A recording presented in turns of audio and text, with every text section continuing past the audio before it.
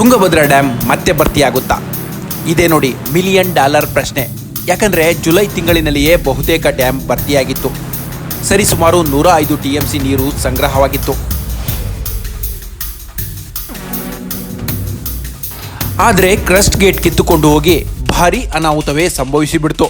ಸಕಾಲಕ್ಕೆ ಎಚ್ಚೆತ್ತುಕೊಂಡ ಸರ್ಕಾರ 1 ವಾರದಲ್ಲಿ ರಿಪೇರಿ ಕಾರ್ಯವನ್ನು ಯಶಸ್ವಿಯಾಗಿ ಮುಗಿಸಿದೆ.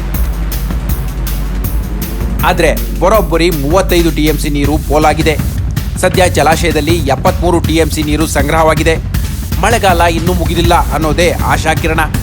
ಮಲೆನಾಡಿನಲ್ಲಿ ತುಂಬ ಮಳೆಯಾದರೆ ತುಂಗಾ ಮತ್ತು ಭದ್ರೆಯ ನೀರು ಹೊಸಪೇಟೆಯಲ್ಲಿರುವ ಜಲಾಶಯವನ್ನು ಸೇರುತ್ತದೆ. 106 ಕಿಲೋಮೀಟರ್ ಜಲನಯನ ಪ್ರದೇಶ ಹೊಂದಿರೋದ್ರಿಂದ ಜಲಾಶಯ ಭರ್ತಿಯಾಗುವ ಸಾಧ್ಯತೆಗಳೇ ಹೆಚ್ಚಾಗಿವೆ.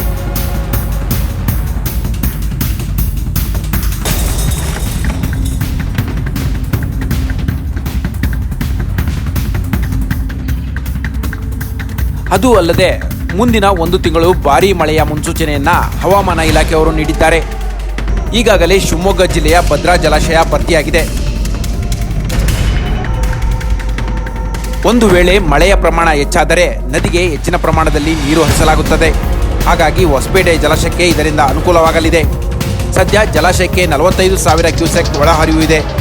ಇನ್ನೊಂದು ಅಚ್ಚರಿಯ ವಿಷಯ ಏನಪ್ಪಾ ಅಂದರೆ, ಕ್ರಸ್ಟ್ ಗೇಟ್ ರಿಪೇರಿಯಾದ 24 ಗಂಟೆಯಲ್ಲಿ ಬರೋಬ್ಬರಿ 1 TMC ನೀರು ಹರಿದು ಬಂದಿದೆ. ಸದ್ಯ ಜಲಾಶಯದಲ್ಲಿ 73 TMC ನೀರು ಸಂಗ್ರಹವಾಗಿದೆ. ಇದೇ ರೀತಿ ಮಳೆ ಆಗ್ತಾ ಇದ್ರೆ ತುಂಗಭದ್ರಾ ಜಲಾಶಯ ಭರ್ತಿ ಆಗೋದ್ರಲ್ಲಿ ನೋ ಡೌಟ್.